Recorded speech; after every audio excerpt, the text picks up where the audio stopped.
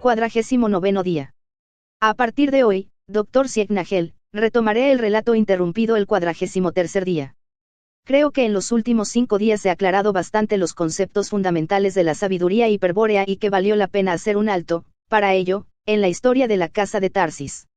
El gozne de la historia se produjo cuando la estrategia hiperbórea de Felipe IV triunfó sobre los planes sinárquicos de la Fraternidad Blanca y la plana mayor de la Orden del Temple fue enviada a la hoguera. Y en esa hazaña, a la casa de Tarsis no le cupo un papel menor, operando activamente en el Circulus Dominicanis, lo que atraería sobre ellos la atenta mirada de los dioses liberadores, de los señores de Venus, quienes imprimirían a la estirpe un inesperado rumbo. Pero no me adelantaré a los hechos. En las hogueras de la Inquisición Dominicanis, los planes de la Fraternidad Blanca se transformaron en cenizas. 2 hechos principales confirmaban ese fin: el desmembramiento efectuado por Felipe IV de la sinarquía financiera, y la huida a Escocia del Colegio de Constructores de Templos, donde siglos después daría nacimiento a la francmasonería. Sobre este último hecho, conviene recordar lo dicho en el día 16, cuando expliqué por qué el Colegio de Constructores de Templos necesitaba reencontrar las tablas de la ley. Con esas tablas en su poder, los Golem estarían en condiciones de levantar el Templo de Salomón en Europa, cumpliendo así con los planes de la Fraternidad Blanca y elevando al pueblo elegido al trono del mundo. Felipe IV, advertido sobre estas intenciones por sus instructores dominicanis, suspende la actividad de los 3 gremios de masones, no bien se inicia el proceso a los templarios, bajo la acusación de complicidad y participación en los delitos de estos. El golpe apunta al gremio de los constructores de Salomón, que integran la Orden del Temple en calidad de frailes menores luego de recibir entrenamiento en el Ciste. No hay que olvidar que el verdadero nombre de la orden, designado por San Bernardo Golem, es Orden del Templo de Salomón u Ordo Templum Salomonis. Los constructores de Salomón pasan enseguida a la clandestinidad y huyen de Francia, no sin antes perder varios miembros en las torturas y la hoguera. ¿Qué información se esperaba obtener de ellos? La identificación del Templo de Salomón, si éste ya había sido construido, o la revelación del lugar de su futuro emplazamiento y el avance de las obras.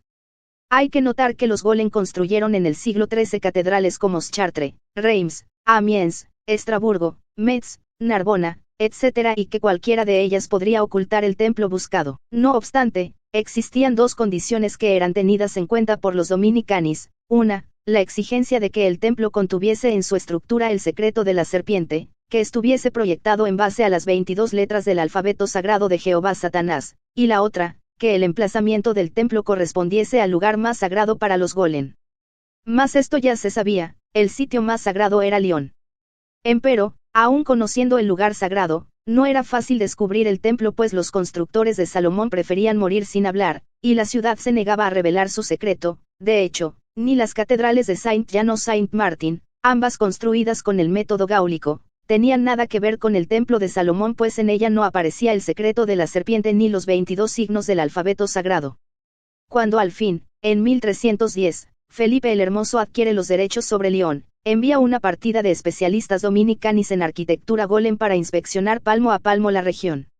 Este intento tendría éxito recién un año después, al hallar en una encomienda templaria sobre el monte Fourvières, los cimientos de un templo que se ajustaba en todas sus medidas a las proporciones arquetípicas del universo. Los Golem proyectaban acabar su edificación simultáneamente con la instauración del gobierno mundial, y todo estaba listo allí para ser armado como un puzzle. En depósitos cercanos se encontraban las piedras cortadas y señaladas, las vigas y muebles, el altar, las vidrieras, los instrumentos rituales, etc. Y todo fue minuciosamente destruido por orden expresa del rey, quien además autorizó a los dominicanis a ocupar aquel sitio como si fuese una plaza liberada en el universo, y a fortificarlo con una muralla estratégica de piedra. Los restos de aquella construcción basada en la sabiduría hiperbórea aún se conservan. En 1314, pues, el enemigo soportaba un desastre generalizado y desaparecía el peligro que obligó a la casa de Tarsis a ocultarse 40 años, el terror Golem sería vencido por el terror dominicanis, en razón de que este era dirigido por los hombres de piedra, que para el caso eran también hombres sin miedo. Por supuesto, el peligro de la muerte final, representado por Bere y Birsa, no había desaparecido ni mucho menos, pero los inmortales se hallaban en otra esfera de la realidad y por el momento no regresarían para ocuparse de la casa de Tarsis. En cambio los Golem estaban fuera de combate y no podrían detectar ya a los sobrevivientes de la casa de Tarsis. Mas algo muy extraño ocurría ahora en la familia, como consecuencia, quizás, del progreso realizado por la estirpe en el cumplimiento de la misión familiar, o tal vez, por efecto de una especie de concentración genética producida en los sobrevivientes luego del casi exterminio de la estirpe, o fuere por otra causa desconocida. Lo cierto era que los caracteres hereditarios familiares se habían diferenciado notablemente a partir de las dos ramas matrilineales fundadas por Brunalda y Valentina. Entre los descendientes de ambas damas advinieron hombres de piedra, pero solo los hijos y nietos de Valentina demostraron vocación por el noibrayado. Los hombres de piedra que se originaban de la sangre de Brunalda, por el contrario, detestaban montar guardia frente a la espada sabia y solo tenían una meta: atacar al enemigo cuanto antes. Mientras los valentininos aparecían dotados para interpretar los grandes planes de los dioses liberadores, y contribuir a su ejecución ordenada, los brunaldinos pretendían pasar de inmediato a la acción. En el marco de la guerra esencial, podía asegurarse que los primeros eran estrategos puros, los segundos, tácticos perfectos. Todos los hombres de piedra, sin excepción, continuaban revistando en el Circulus Dominicanis.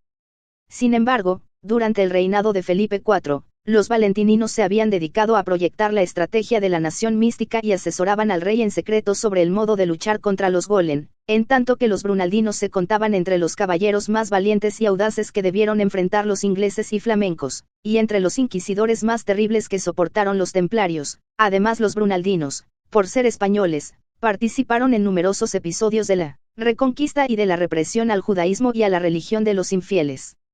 Alrededor de 1310, cuando ya se avisoraba el triunfo de la estrategia del pacto de sangre, uno de los valentininos se apersonó en el Cerro Candelaria y localizó la caverna secreta. Luego de sepultar a la Braya, cuyo cadáver aún permanecía sentado frente a la espada sabia, y restituir la flama de la lámpara perenne, tomó el puesto de Noyo y restableció la guardia milenaria. Los brunaldinos lo abastecerían desde la fortaleza catalana que entonces existía en lugar de la capilla, al pie del cerro. Aquel Noyo era un hombre de piedra relativamente joven pero muy sabio. Permaneció en la caverna los 5 años siguientes, durante los cuales se completó la destrucción de la Orden del Temple y el poder golem se derrumbó en Francia. Entre los miembros de la Casa de Tarsis, como es natural, la derrota de los golem había causado un clima de general regocijo, pero nadie esperaba que ocurriera algo nuevo, algo referente a la caverna secreta, a la espada sabia, a la misión familiar, al pacto de sangre. Sin embargo, los primeros días de junio de 1315 todos recibieron idéntico mensaje cifrado. Se trataba de una citación del Noyo para concurrir a una reunión familiar extraordinaria a realizarse el día 21 en San Félix de Caramán.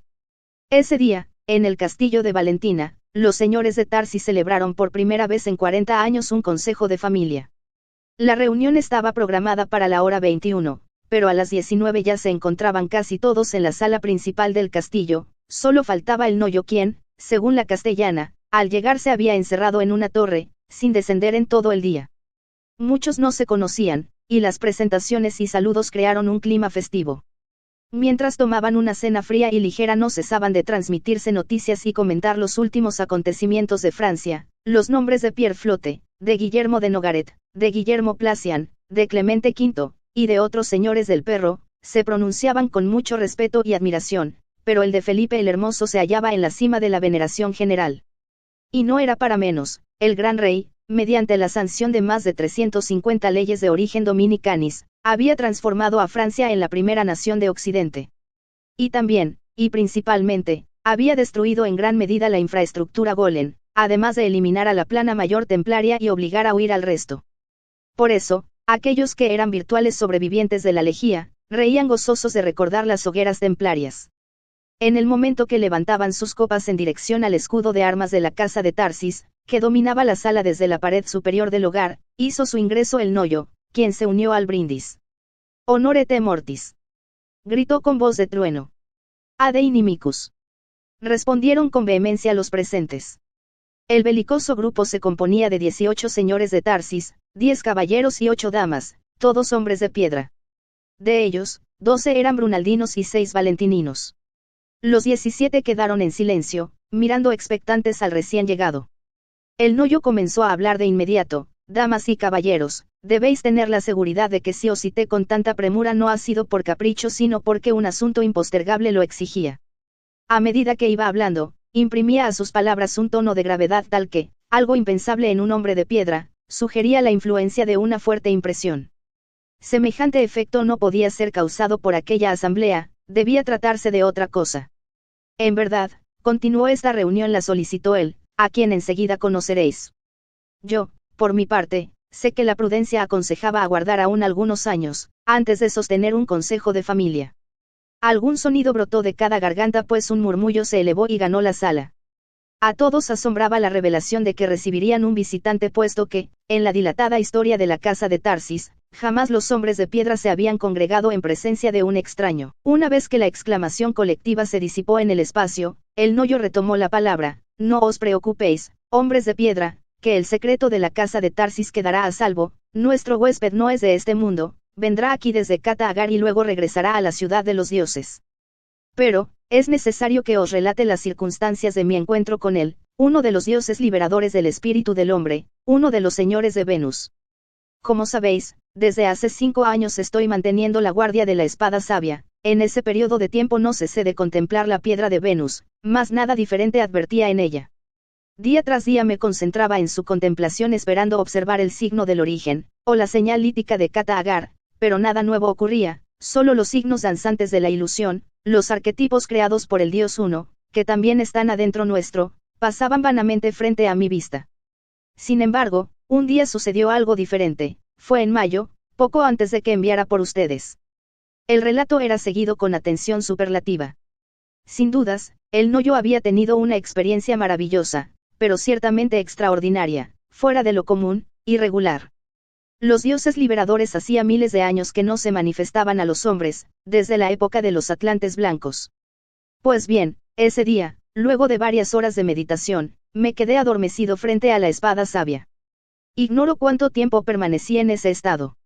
Recuerdo solamente que un sonido musical fue despertándome, hasta que distinguí con claridad la palabra Tirodingibur modulada en la lengua de los pájaros. Coincidentemente, al clavar los ojos en la espada sabia, vi a las brunas que forman esa palabra brillando perfectamente nítidas en el centro de la piedra de Venus. Mi asombro no tenía límites, como os podéis imaginar, cuando oí, brotando a mis espaldas, una voz, dotada de la majestad del Espíritu Eterno, que pronunciaba mi nombre. Al volver el rostro me encontré ante un ser pletórico de luz, que me observaba sonriente junto al ángulo recto de la caverna secreta. Comprendí entonces que era él quien proyectaba el signo Tirodingibur en la piedra de Venus y procuraba llamar mi atención. Volví rápidamente a contemplar las brunas, mas, creedme, hombres de piedra, que me resultará difícil comunicar lo que ocurrió en ese instante. Un prolongado suspiro acompañó las últimas palabras del Noyo. Luego de un segundo de vacilación, durante el cual el brillo de sus ojos se apagó y la atención pareció dirigirse hacia adentro, prosiguió con firmeza. En ese instante, caballeros, comprendí el significado del signo Tirodingibur. Y su comprensión me infundió el más alto grado de la sabiduría hiperbórea.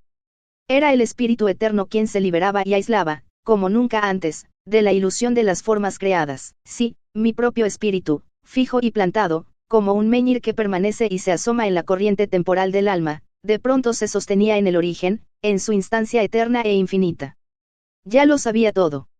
Había regresado al origen, me había liberado del encadenamiento en la materia, y comprendía el porqué de la caída. De haberlo querido habría podido partir allí mismo hacia Hiperbórea.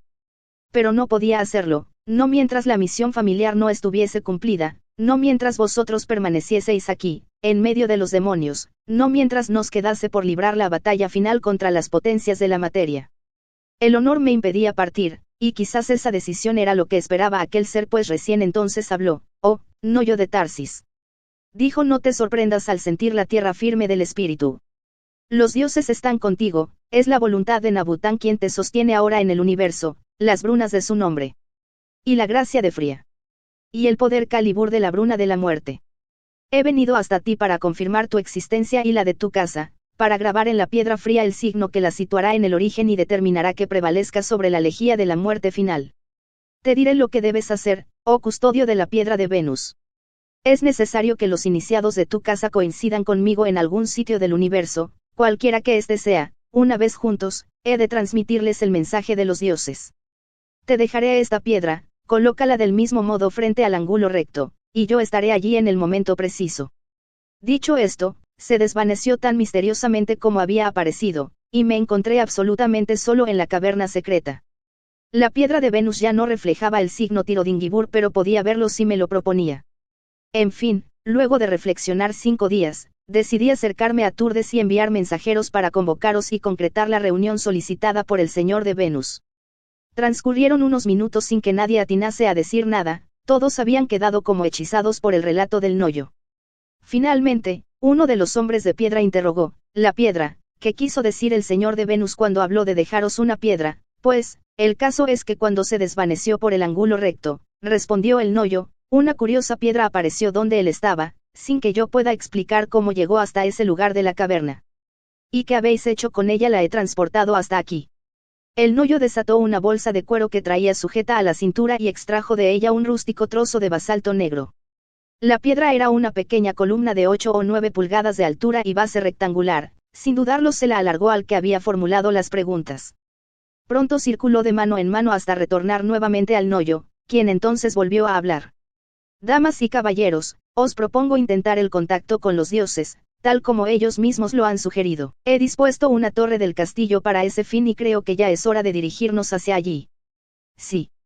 Aprobaron al unísono varias voces. «No perdamos más tiempo».